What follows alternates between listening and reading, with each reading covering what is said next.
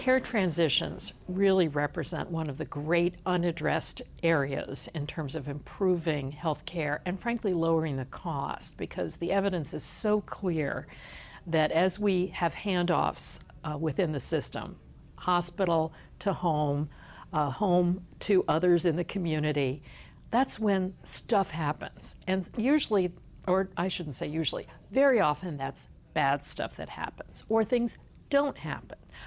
People don't check into whether a patient really should be on a particular medication or not, or they don't happen to notice that the doctor or the hospital has changed the dose or what have you, or the individual himself or herself can't remember what was being said to them as they were leaving the hospital, or just gets bollocksed up and doesn't make an appointment to go back and see the primary care provider.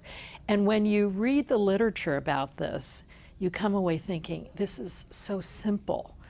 Just this most simple set of interventions could make a big difference.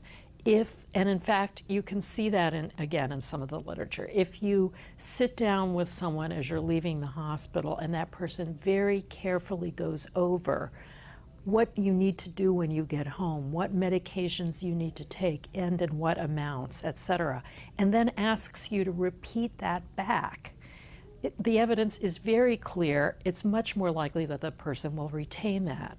Well, what's so hard about that? Why aren't these very basic things happening now?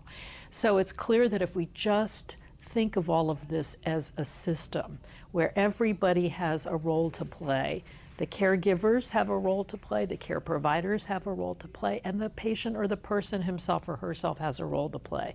And we just make sure that all of those dots are connected and very simple things are done, we could make an enormous amount of difference, prevent a lot of bad things from happening, and create a much healthier environment, and frankly, save money in the process.